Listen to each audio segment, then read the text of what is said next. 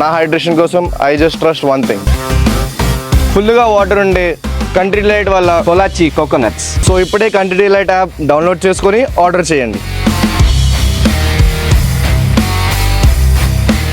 నమస్తే నాగేశ్వర్ గారు. వక్ఫ్ సవరణ బిల్లుకు పార్లమెంట్ ఆమోదం తెలిపింది, కేంద్రం గెజెట్ కూడా జారీ చేసింది. కానీ కొన్ని ముస్లిం సంఘాలు, కొన్ని ప్రతిపక్ష పార్టీలు ఇప్పటికీ ఆందోళన వ్యక్తం చేస్తున్నాయి. రీసెంట్గా వెస్ట్ బెంగాల్లో నిరసనలు వ్యక్తమయ్యాయి, దేశవ్యాప్తంగా ఆందోళనలు జరుగుతున్న పరిస్థితి. ఈ నేపథ్యంలో ఈ నెల 15, 16న సుప్రీంకోర్టు ముందుకు ఈ పిటిషన్ రాబోతోంది.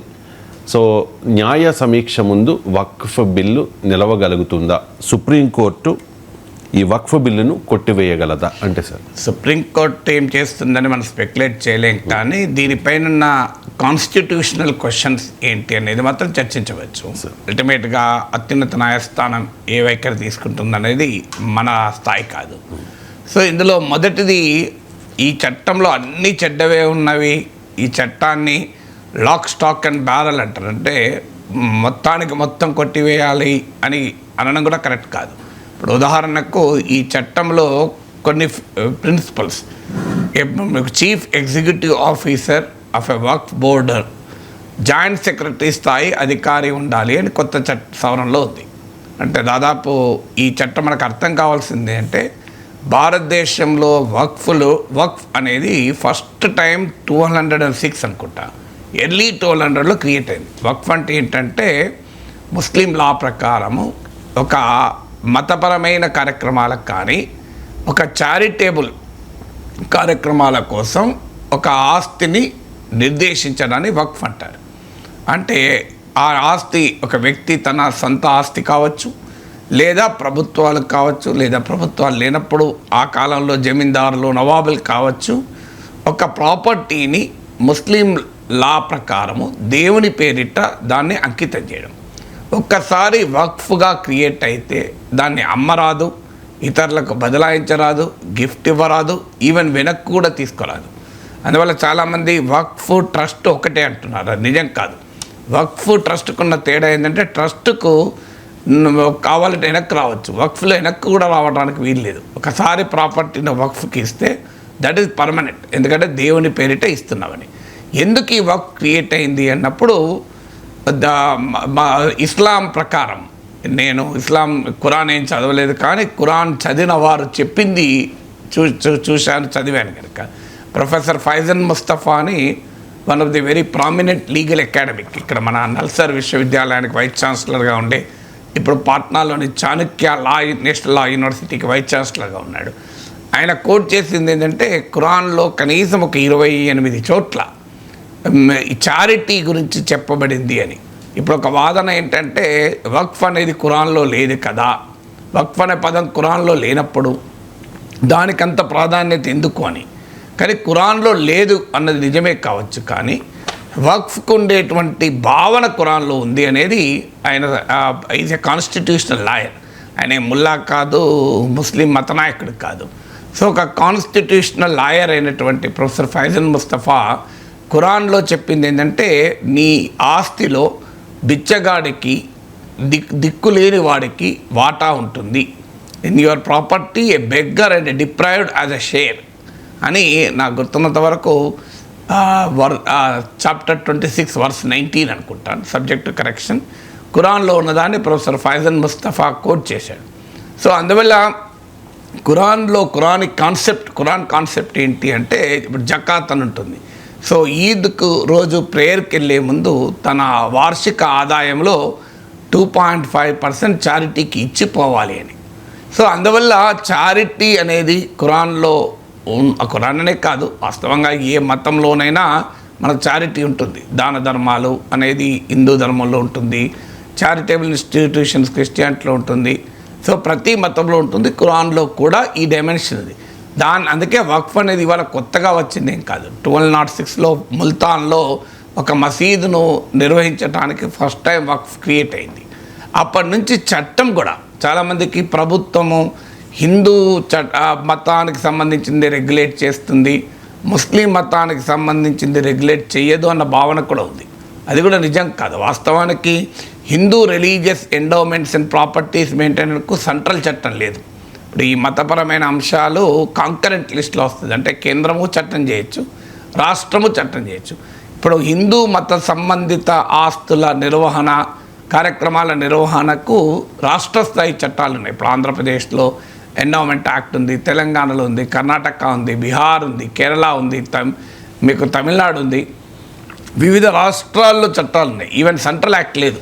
కానీ ముస్లిం ప్రాపర్టీస్కు, ముస్లిం రిలీజియస్ ఇన్స్టిట్యూషన్స్ను గవర్న్ చేసే చట్టం 1954లోనే వచ్చింది. సో 1954 నుంచి మొదలుకొని 1995లో మళ్ళీ కొత్త చట్టం, దాదాపు చాలా సవరణలతో న్యూ యాక్ట్ వచ్చింది. 2013లో మళ్ళీ సిగ్నిఫికెంట్ అమెండ్మెంట్ చేస్తూ వచ్చింది. ఇప్పుడు 2024 చట్టం 2025లో ఆమోదం పొందింది. దీన్ని మరోసారి సవరణ, అంటే వక్ఫ్ ప్రాపర్టీసు, ముస్లిం రిలీజియస్ ఇన్స్టిట్యూషన్స్ను, ప్రాపర్టీస్ను రెగ్యులేట్ చేసే చట్టాలు 70 ఏళ్ళుగా భారతదేశంలో అమల్లో ఉన్నాయి. అందువల్ల ఇది కొత్త ఏమి కాదు. సో అందువల్ల ఈ వక్ఫ్ చట్టంలో, ఇప్పటి లేటెస్ట్ చట్టంలో ఉన్న కొన్ని పాజిటివ్ అంశాలు ఉన్నమాట నిజం. ఇప్పుడు ఉదాహరణకు waqf board chief executive officer will be in the rank of a joint secretary అన్నారు. అంతకుముందు చట్టంలో డిప్యూటీ సెక్రటరీ ఉండే. ఉన్నత స్థాయి అధికారి హెడ్ చేయడం ద్వారా దానికి కాస్త మెరుగైనటువంటి నియంత్రణ, గవర్నెన్స్ రావటానికి స్కోప్ ఉంటుంది. ఇదివరకు వక్ఫ్ ట్రిబ్యునల్కు సివిల్ జడ్జి అది నాయకత్వం ఉండే. ఇప్పుడు దాన్ని డిస్ట్రిక్ట్ జడ్జిగా మార్చారు. సో దానివల్ల కొంత ఉన్నత స్థాయి న్యాయ అధికారి ట్రిబ్యునల్కు నాయకత్వం వహిస్తాడు. తర్వాత వక్ఫ్ ట్రిబ్యునల్ ఒక కేసును 6 నెలల్లో దాన్ని పరిష్కరించాలి అని నిర్దేశించారు. దీనివల్ల వక్ఫ్ ఆస్తుల పైన ఉండే డిస్ప్యూట్స్ను స్పీడీగా దాన్ని అడ్రస్ చేస్తానికి, రిడ్రెస్ చేస్తానికి అవకాశం ఉంటుంది. అలాగే ఇక్కడ నుంచి వక్ఫ్ ప్రాపర్టీస్ నోటరైజ్ చేయాలి. ఎందుకంటే వక్ఫ్ అనేది ఓరల్గా కూడా ఎలోడ్. మీకు రిజిస్ట్రేషన్ ద్వారా ఒక ఆస్తిని, నీ ఆస్తిని వక్ఫ్గా మార్చవచ్చు, లేదా ఓరల్గా ప్రకటించినా అది వక్ఫ్గా ఉంటుంది. ఇది రెండోది. మూడోది వక్ఫ్ బై యూజర్ అంటారు. అంటే దీర్ఘకాలంలో అది వక్ఫ్ ఆస్తిగా కనుక ఉపయోగించబడుతుంటే అది వక్ఫ్ ఆస్తి అవుతుంది. సో అందువల్ల వక్ఫ్ బై ఓరల్ ఇక ముందు ఉండదు. ఇప్పుడు కొత్త చట్టం ప్రకారం ఈవెన్ వక్ఫ్ బై యూజర్ కూడా ఇక ముందు ఉండదు. సో వక్ఫ్ బై ఓరల్ ఇక ముందు ఉండదు. దాన్ని నోటరైజ్ చేయాలని ఉంది. వాస్తవంగా నోటరైజ్ అని కూడా ఉండకూడదు, రిజిస్ట్రేషన్ అయి ఉండాలి అని ఉండాలి. అట్లీస్ట్ నోటరైజ్ చేయడం ద్వారా ఓరల్గా వక్ఫ్ ఆస్తులుగా ప్రకటించారా లేదా ఈ గందరగోళం ఉండటానికి వీలుండదు. తర్వాత ఈ వక్ఫ్ ప్రాపర్టీస్కు మేజర్ అన్యాక్రాంతమయ్యేది, అవినీతి జరిగేది ఎక్కడ అనేది స్టడీస్ ఏం చెప్తున్నాయంటే ముతావలి అంటారు. అంటే వక్ఫ్ ప్రాపర్టీ ఒక రకంగా మేనేజర్. ఈ ముతావలీలు అంటే వేల వక్ఫ్ ప్రాపర్టీస్ ఉంటాయి. ప్రతి వక్ఫ్ ప్రాపర్టీకి ఒక ముతావలి ఉంటాడు. వీళ్ళందరినీ రెగ్యులేట్ చేసేదే వక్ఫ్ బోర్డు. వక్ఫ్ బోర్డు ఇప్పుడే కాదు, కొత్త చట్టమే కాదు, పాత చట్టం ప్రకారం కూడా ప్రభుత్వాలు నియమిస్తాయి. సో ఈ వక్ఫ్ బోర్డ్ ముతావలి కనుక ఒక ఏడాది పాటు ప్రాపర్గా అకౌంట్ సబ్మిట్ చేయకపోతే ఆ ముతావలిని తొలగించే అవకాశం కూడా ఉంటుంది. సో ఇలాంటి కొంత వక్ఫ్ ప్రాపర్టీస్ నిర్వహణను మెరుగుపరిచి, ఎందుకంటే ఈ చట్టం పేరు కూడా అదే ఉమ్మీద్ అని, అంటే ఎఫిషియెంట్ మేనేజ్మెంట్ ఆఫ్ వక్ఫ్ ప్రాపర్టీస్కు ఈ చట్టం దోహదం చేయాలి అనేది లక్ష్యం. సో అలాంటి పాజిటివ్ అంశాలు ఉన్నమాట నిజం. కానీ దీంట్లో బేసిక్ క్వశ్చన్ ఏంటంటే పాజిటివ్ అంశమా అనేది కాదు, లీగల్గా ఆ అంశం నిలబడుతుందా లేదా. ఇప్పుడు ఉదాహరణకు ఈ వక్ఫ్ బోర్డులో డైవర్సిటీని ఈ చట్టం ప్రమోట్ చేస్తుంది. డైవర్సిటీ అంటే ఉమెన్ నియమించబడాలి, అలాగే ఓబీసీస్ నియమించబడాలి, నాన్ ముస్లిమ్స్ నియమించబడాలి అని ఈ చట్టంలో ఉంది. సో ఇది ఒక రకంగా అంటే మన సామాజిక దృక్పథంతో చూస్తే ఒక సెక్యులర్ భావన. అంటే ఒక పార్లమెంట్ చేసే చట్టంలో కేవలం ఒక మతపరమైనటువంటి వ్యవహారాల్లో కూడా ఇతర మతాల వారిని కూడా ఇంక్లూడ్ చేసి ఉమెన్ కూడా ఇంక్లూడ్ చేయడం, డైవర్సిటీ మంచిది. కానీ లీగల్గా సమస్య ఎక్కడ వస్తుంది అంటే article 26 of the constitution of India ఏం చెప్తుందంటే ప్రతి రిలీజియస్ డినామినేషన్కు తమ రిలీజియస్ ప్రాపర్టీస్ను నిర్వహించుకునే హక్కు ఉంటుంది. సో ఇది ఇప్పుడు ఒక ముస్లిం మతపరమైన ఆస్తుల వ్యవహారం ఇది. అయితే ప్రభుత్వ వాదన ఏంటంటే ఇది మతానికి సంబంధించిన వ్యవహారం కాదు, ముస్లిం మతపరమైన వ్యవహారాల్లో ముస్లిమేతరులు ఏమీ ఇన్వాల్వ్ కారు. కానీ ముస్లిం మతపరమైన వ్యవహారం కాదు, ఇది ఆస్తుల పరమైన వ్యవహారం అని ప్రభుత్వ interpretation. It's not a religious affairs కాదు, ఇది ప్యూర్లీ ప్రాపర్టీ మ్యాటర్ అనేది ప్రభుత్వ వాదన. ఈ రెండు ఇంటర్లింక్డ్. ఇప్పుడు మనకు టీటీడీ ప్రాపర్టీ వేరు, టీటీడీ దేవుడి వ్యవహారం వేరు కాదు కదా. సో ఇది ఒక పెద్ద ఛాలెంజ్ ఉంటుంది మీకు. ఇప్పుడు ప్రభుత్వ వాదన ఏంటంటే అసలు మేము రిలీజియన్ రెగ్యులేట్ చేయడం లేదు, ప్రాపర్టీ రెగ్యులేట్ చేస్తున్నామని. సుప్రీంకోర్టు అది ఎలా తీసుకుంటుందో చూడాలి. ఆర్టికల్ 26 ప్రకారం ఒక రిలీజియస్ డినామినేషను తమ సంబంధితమైన ఆస్తులు వ్యవహారాల్ని మేనేజ్ చేసుకునే హక్కు ప్రతి మతానికి ఉంటుంది. ఎందుకంటే ఆర్టికల్ 25 ప్రకారం రిలీజియస్ ఫ్రీడమ్ ప్రతి ఒక్కరికి ఉంటుంది కనుక రిలీజియస్ ప్రాపర్టీస్ను మేనేజ్ చేసుకునే హక్కు ఆ రిలీజియస్ ఇన్స్టిట్యూషన్స్కి ఉంటుంది, ఆ రిలీజియస్ డినామినేషన్కి ఉంటుంది. ఇప్పుడు మీకు ముస్లిం రిలీజియస్ ప్రాపర్టీస్ని రెగ్యులేట్ చేసే చట్టం చేస్తూ దాంట్లో నువ్వు నాన్ ముస్లిమ్స్కి అవకాశం ఇస్తే మరి ఆర్టికల్ 26 ఆఫ్ ద కాన్స్టిట్యూషన్కు ఇది నిలబడుతుందా అనేది మొదటి కాన్స్టిట్యూషనల్ టెస్ట్ ఇది.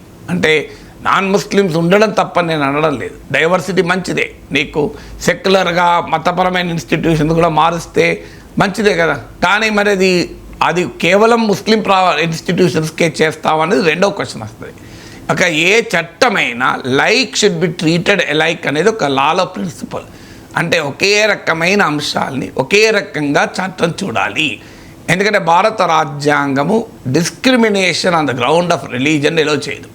భారత రాజ్యాంగం discrimination on the name of caste, class, religion, creed, colour దీన్ని వ్యతిరేకిస్తుంది. ఎందుకంటే article 14, article 15 of the constitution right to equality అనేది ఒక కీలకమైన రాజ్యాంగ హక్కది.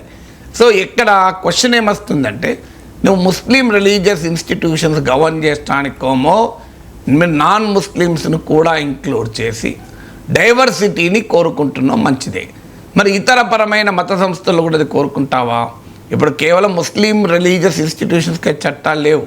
ఇప్పుడు సిక్ గురుద్వారా ప్రబంధ కమిటీ యాక్ట్ ఉంది.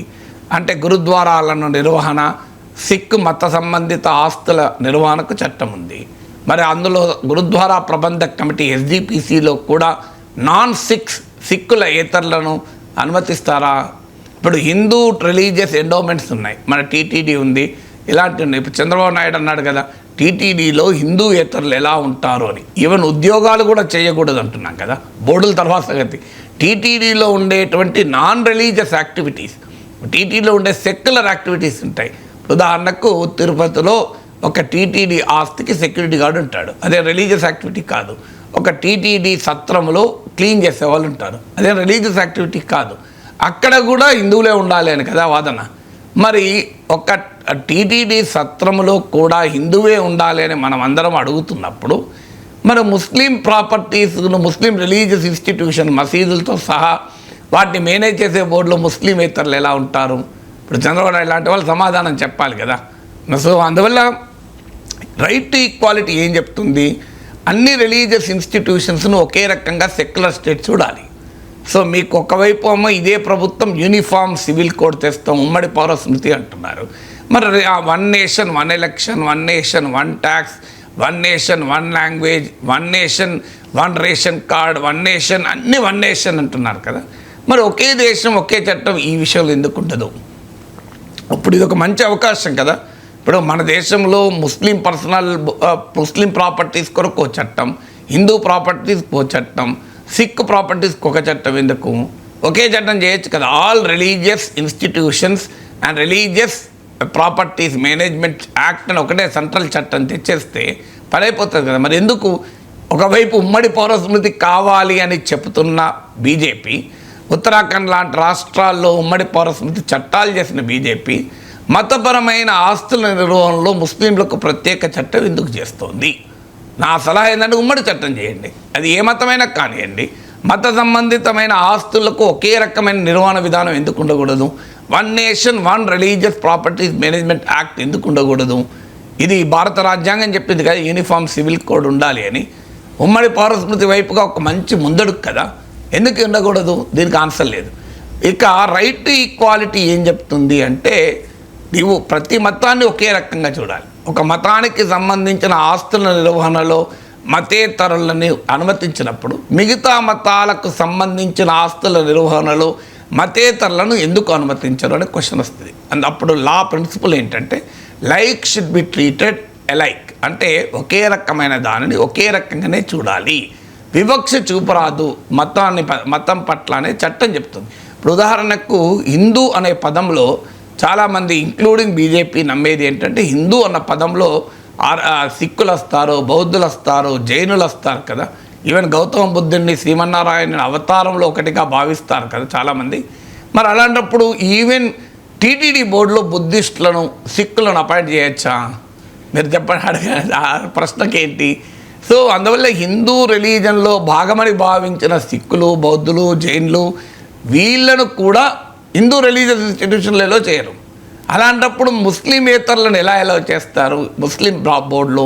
ఇది రైట్ టు ఈక్వాలిటీకి వ్యతిరేకం కదా, ఇది ఆర్బిటరీనెస్ కదా. Any law which is arbitrary is ultra virus to the constitution అని సుప్రీంకోర్టు చాలా సందర్భాల్లో తీర్పు చెప్పింది.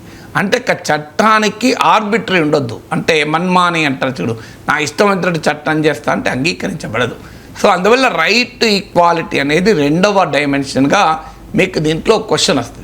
ఇక మూడవ డైమెన్షన్ ఏంటంటే దీన్ని లెజిస్లేటివ్ కాంపిటెన్స్ ఉందా అనేది కొంతమంది క్వశ్చన్ చేస్తున్నారు. ఐ థింక్ భారతదేశ రాజ్య వ్యవస్థకు సెక్యులర్ రాజ్యంలో మతానికి సంబంధించిన essential elements of the religion కానప్పుడు పార్లమెంట్ చట్టాలు చేయొచ్చు, అసెంబ్లీ చట్టాలు చేయొచ్చు, అలాగే అది పబ్లిక్ ఇంట్రెస్ట్ కొరకు చట్టాలు చేయొచ్చు. అందువల్ల లెజిస్లేటివ్ కాంపిటెన్స్ను కొంతమంది క్వశ్చన్ చేస్తున్నారు. ముస్లిం మత ఛాందసవాదులు, కొంతమంది ప్రతిపక్ష నాయకులు కూడా పార్లమెంట్ ఎలా చట్టం చేస్తుంది అని క్వశ్చన్ చేస్తున్నారు. పార్లమెంట్ ఎలా చట్టం చేస్తుంది అని క్వశ్చన్ చేయడం న్యాయం కాదు. లెజిస్లేటివ్ కాంపిటెన్స్ ఉండదు అనేది కరెక్ట్ కాదు. అలాంటప్పుడు లెజిస్లేటివ్ కాంపిటెన్స్ లేకుంటేనే మీకు హిందూ ఎండోమెంట్ యాక్ట్లు వచ్చాయా?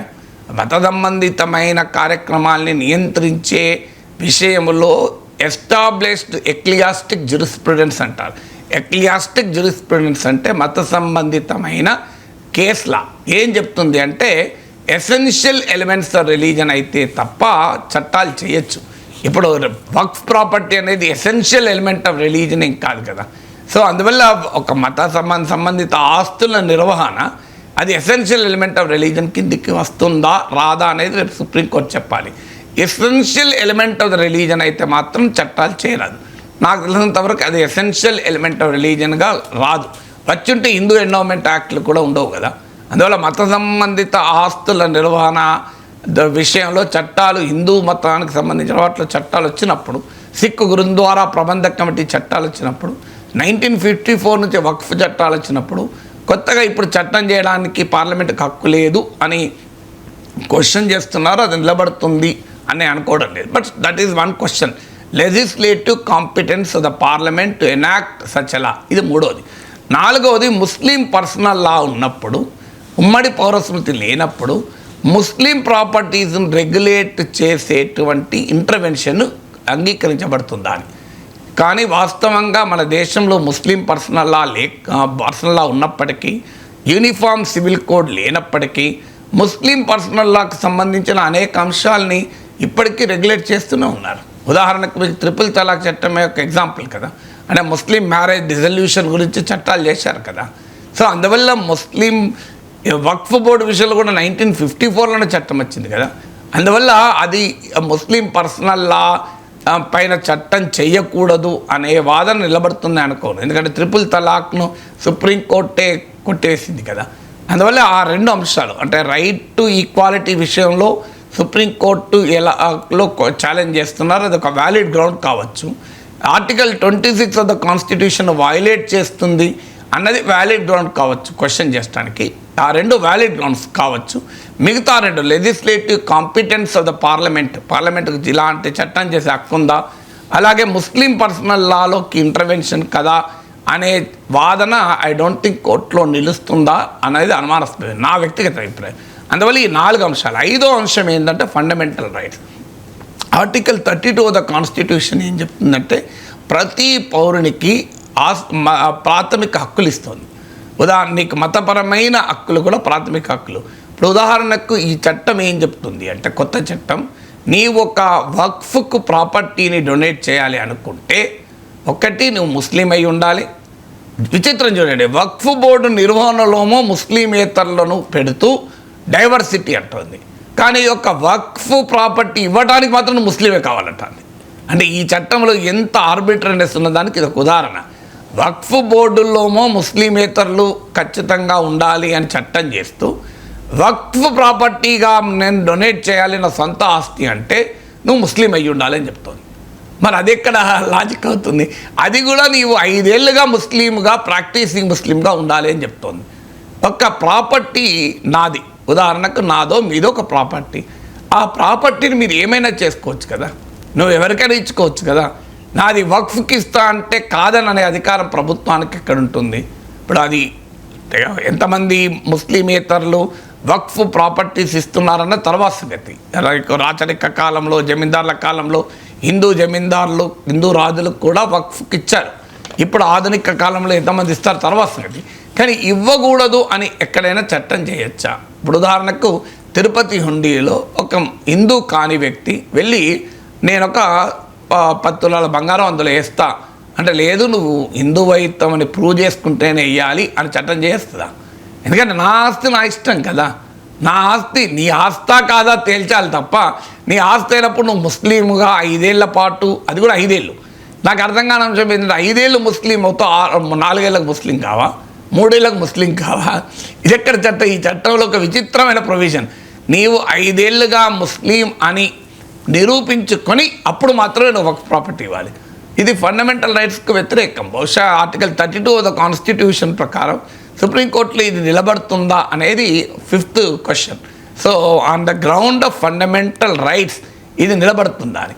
6వది ఏంటంటే వక్ఫ్ బై యూజర్, అంటే ఒక వక్ఫ్ ప్రాపర్టీసు 300 ఎప్పటి నుంచి నేను మొదలు ఫస్ట్ వక్ఫ్ ఒక మసీద్ నిర్వహణకు ముల్తాన్లో 1206లో వచ్చింది. అంటే సుమారు 800 ఏళ్ళ క్రితం, 800 ఏళ్ళ క్రితం ఫస్ట్ వక్ఫ్ క్రియేట్ అయింది. అప్పటికి రిజిస్ట్రేషను, సేల్ డీడ్లు ఇలాంటి కాన్సెప్ట్ లేదు. అంటే waqf properties predate the concept of registration. అంటే వక్ఫ్ అనే కాదు, ఈవెన్ దేవాలయాలకు ఇచ్చే అనేక ఆస్తులు కూడా రిజిస్ట్రేషన్ అనే కాన్సెప్ట్ రాకముందటి నుంచి ఉన్నాయి. అందువల్ల ఇప్పటికీ కూడా వక్ఫ్ ప్రాపర్టీస్లో గణనీయమైన భాగం సేల్ డీడ్ ద్వారా రిజిస్టర్డ్ డాక్యుమెంటేషన్ కాదు. ఇప్పుడు కొత్త చట్టం ఏం చెప్తుందంటే, వాస్తవంగా పాత వక్ఫ్ ఆస్తులు కూడా రిజిస్టర్ కాకపోతే చెల్లవు అని మొదట్లో అన్నారు.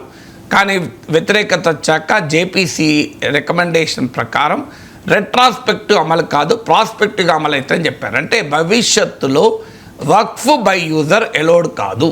అంటే దీర్ఘకాలం ఒక ఆస్తి వక్ఫ్ ఆస్తిగా ఉంటే, ఉదాహరణకు ఒక ముస్లింల శ్మశానం ఉంటుంది, అది లేదో ఒక మసీదు ఉంటుంది, దానికి ఏం డాక్యుమెంట్ ఏమి ఉండదు, కానీ ఒక చాలా కాలంగా అది మసీదుగా లేదా గ్రేవ్ యార్డ్గా ఉంది, అది ఆటోమేటిక్గా వక్ఫ్ ప్రాపర్టీగా గుర్తిస్తారు. దాన్ని వక్ఫ్ బై యూజర్ అంటారు. దీన్ని కొత్త చట్టం తొలగించింది. విచిత్రం ఏంటంటే వక్ఫ్ బై యూజర్ అనే కాన్సెప్ట్ను అనేక సుప్రీంకోర్టు, హైకోర్టు తీర్పులు అంగీకరించాయి. ఉదాహరణకు మద్రాస్ హైకోర్టు తీర్పు, లాహోర్ హైకోర్టు తీర్పు, మీకు నాగ్పూర్ హైకోర్టు తీర్పు ఇప్పుడు కాదు, దశాబ్దాల క్రితమే ఆమోదించింది. అన్నిటికన్నా ముఖ్యం చారిత్రాత్మకమైన రామజన్మభూమి తీర్పులో సుప్రీంకోర్టు కూడా వక్ఫ్ బై యూజర్ అనేది రాజ్యాంగబద్ధము అని తీర్పు చెప్పింది. సో ఒక సుప్రీంకోర్టులు, హైకోర్టులు రాజ్యాంగబద్ధమని తీర్పు చెప్పినాక ఇప్పుడు అది ఎలోడ్ కాదు అని మరి చట్టం చేయవచ్చా? It goes contrary to the judgement of the supreme courts. అంటే న్యాయ వ్యవస్థ ఇచ్చిన తీర్పులకు భిన్నంగా వక్ఫ్ బై యూజర్ అనేది ఎలోడ్ కాదు అని చెప్తున్నారు. ఇది ఎంతవరకు మరి కరెక్ట్ అవుతుంది అనేది అదొక రాజ్యాంగ రీత్యా తేలాల్సినటువంటి అంశం. అందువల్ల సిగ్నిఫికెంట్ కాన్స్టిట్యూషనల్ క్వశ్చన్స్ ఇందులో ఇమిడి ఉన్నాయి. సిగ్నిఫికెంట్ కాన్స్టిట్యూషనల్ క్వశ్చన్స్ను సుప్రీంకోర్టు ఏ రకంగా రిసీవ్ చేసుకుంటుంది అనేది మనం చూడాల్సిన అవసరం ఉంది. అంటే నేను కేవలం రాజ్యాంగపరమైన మౌలిక ప్రశ్నలే చెప్పాను. వక్ఫ్ చట్టంలో ఉన్న అభ్యంతరాలు ఏంటి అంటే చాలా ఉంటాయి. ఉదాహరణకు మీకు సెక్షన్ 40 తొలగించారు, సెక్షన్ 107 తొలగించారు పాత చట్టంలో. ఉదాహరణకు మనకు అడ్వర్స్ పొజిషన్ ఒక చట్టం ఉంటుంది ప్రాపర్టీ లాలో. అంటే ఒక ప్రాపర్టీ 12 ఏళ్ళుగా ఇప్పుడు నా ప్రాపర్టీ ఉంటుంది, 12 ఏళ్ళుగా మీరు దాన్ని అనుభవిస్తూ ఉన్నారు. ఈ 12 ఏళ్ళు నేను దాని ముందరికెళ్ళే పోతున్నా, కానీ ఏనాడు కూడా ఏం రవిశంకర్ నా ప్లాట్ నువ్వు ఎందుకున్నావు అని అడగలేదు అనుకోండి, 12 ఏళ్ళ తర్వాత నా ప్రాపర్టీని కేసే రాదు. దీన్నే లిమిటేషన్ యాక్ట్ ఆఫ్ 1963 అంటారు. ఇప్పటి వరకు ఉన్న చట్టాల ప్రకారము వక్ఫ్ చట్టానికి ఇది మినహాయించారు, ఈ లిమిటేషన్ యాక్ట్. అంటే నువ్వు 12 ఏళ్ళు కాదు 30 ఏళ్ళు నువ్వు అన్యాక్రాంతమై ఉన్నా ఆ ప్రాపర్టీ వక్ఫ్ ప్రాపర్టీగా క్లెయిమ్ చేసుకోవచ్చు. ఇప్పుడు ఈ ఎగ్జంప్షన్ తీసేశారు. ఇది ఏం జరుగుతుంది, ఖచ్చితంగా కబ్జాదారులకు అడ్వాంటేజ్ అవుతుంది. అంటే ప్రైవేట్ కబ్జాదారులకు అడ్వాంటేజ్ కొరకే ప్రభుత్వం చేసిందంటే కాకపోవచ్చు, ఎందుకంటే చాలా చోట్ల వక్ఫ్ ప్రాపర్టీస్ని ఆక్రమించింది ప్రభుత్వమే. సో అందువల్ల ప్రభుత్వమే వక్ఫ్ ప్రాపర్టీలను ఆక్రమించింది కనుక ప్రభుత్వ ఆక్రమణను చట్టబద్ధం చేయడానికి బహుశా ఈ లిమిటేషన్ యాక్ట్ నుంచి ఇచ్చిన ఎగ్జంప్షన్ను తొలగించారు. సో ఇది రేపు ఇది ఇస్ అ కాన్స్టిట్యూషనల్ క్వశ్చన్ కాదు, ఇది రాజ్యాంగ రీత్యా మరి ప్రశ్న అవుతుందా లేదో తెలియదు, కానీ ఇలాంటి అభ్యంతరాలు కూడా ఉన్నాయి. ఇప్పుడు ఇంకొక డైమెన్షన్ ఉంది. ఉదాహరణకు ఇదివరకున్న చట్టంలో survey commissioner, trained survey commissioner waqf భూముల డిస్ప్యూట్ వచ్చినప్పుడు సర్వే చేయాలని ఉండే. ఇప్పుడు దాన్ని తొలగించి డిస్ట్రిక్ట్ ఆఫీసర్ అండ్ మొదలు డిస్ట్రిక్ట్ కలెక్టర్ అన్నారు, ఇప్పుడు దాన్ని కూడా మార్చినట్టున్నారు, అంతకన్నా పై అధికారి అన్నట్టున్నారు. సో రెవెన్యూకి ఇచ్చారు. విచిత్రం ఏంటంటే ప్రభుత్వానికి వక్ఫ్ బోర్డుకు మధ్య ఒక డిస్ప్యూట్ వస్తుంది. వక్ఫ్ బోర్డు ఏమో ఇది వక్ఫ్ ప్రాపర్టీ అంటది. వక్ఫ్ బోర్డు కూడా ప్రభుత్వం నియమించిన సంస్థే, కానీ ప్రభుత్వం నియమించిన సంస్థ అయినా బట్ అది చట్టం ప్రకారం స్టాట్యుటరీ బాడీ కనుక వక్ఫ్ బోర్డు ఇది మాట్లాడేటప్పుడు ప్రభుత్వం నియమించిన సంస్థల మధ్య కూడా డిస్ప్యూట్ ఉండొచ్చు. ఇప్పుడు ఉదాహరణకు జిహెచ్ఎంసీకి రెవెన్యూ డిపార్ట్మెంట్ డిస్ప్యూట్ ఉండొచ్చు. చాలా చోట్ల మీకు అటవీ భూముల విషయంలో ఫారెస్ట్ డిపార్ట్మెంట్ మా భూమి అంటది, రెవెన్యూ డిపార్ట్మెంట్ మా భూమి అంటది. చాలా చోట్ల అటవీ శాఖ రెవెన్యూ శాఖల మధ్య భూ డిస్ప్యూట్స్ ఉంటాయి, ల్యాండ్ డిస్ప్యూట్స్ ఉంటాయి. సో ఆ ఉస్మానియా యూనివర్సిటీకి జిహెచ్ఎంసీకి ల్యాండ్ డిస్ప్యూట్ ఉండొచ్చు. అందువల్ల ఒక ప్రభుత్వం నియమించిన స్టాట్యుటరీ బోర్డు అయిన వక్ఫ్ బోర్డుకు ఒక ల్యాండ్ డిస్ప్యూట్ వచ్చింది అనుకుందాం. ఆ ల్యాండ్ డిస్ప్యూట్లు ఇప్పుడు చాలా గవర్నమెంట్తోనే డిస్ప్యూట్లు. ఎవరు నిర్ణయించాలి? ప్రభుత్వము వర్సెస్ వక్ఫ్ బోర్డు. సహజంగా ఎవరు నియమించాలి? ఈ రెండు కానివారు నిర్ణయించాలి, జ్యుడిషియల్ బాడీ నిర్ణయించాలి. కానీ దానికి ఇప్పుడు ఎవరికి ఇచ్చారు అధికారం అంటే మళ్ళీ ప్రభుత్వ అధికారికి ఇచ్చారు. అంటే ప్రభుత్వమే నిందితుడుగా కేసు ఎదుర్కొంటున్నప్పుడు ప్రభుత్వమే జడ్జి ఎట్లయితుంది? Can accuse be a judge? So ఇదొక ఫండమెంటల్, ఇదొక బేసిక్ క్వశ్చన్ కదా. సో ఇలాంటి కాన్స్టిట్యూషనల్ క్వశ్చన్స్ వక్ఫ్ యాక్ట్ పైన ఉన్నాయి. సో దీంట్లో మంచి చెడులు ఒక వేరే డిబేట్. మంచా చెడ అనేది కాదు. ఇప్పుడు ఇంతకుముందు చెప్పాను, నాన్ ముస్లిమ్స్ పెట్టడం, ఫైజన్ ముస్తఫా లాంటి వాళ్ళు కూడా మంచి ఆహ్వానించారు. మంచిదే డైవర్సిటీ, కానీ ఈ డైవర్సిటీ అన్ని మతాలకు ఎందుకు ఉండదు అనేది ఆర్టికల్ 26 క్వశ్చన్ చేస్తుంది, article right to equality question చేస్తుంది. అందువల్ల మంచి చెడులు ఒక డైమెన్షన్ అయితే వక్ఫ్ చట్టాల్లో ఉన్న మంచి చెడులు ఫండమెంటల్గా కాన్స్టిట్యూషనల్ క్వశ్చన్స్, రైట్ టు 26ను అలాగే right to 14, article 26 of the constitution, ఒక మతపరమైన ఆస్తుల నిర్వహణకు ఉండే అధికారము, రైట్ టు ఈక్వాలిటీ సమానత్వ అధికారము, టెస్ట్ ఆఫ్ ఆర్బిటరీనెస్, ఇలాంటి అనేక కాన్స్టిట్యూషనల్ టెస్ట్లను ఈ చట్టం నిలబడాల్సిన అవసరమైతే ఉంటుంది.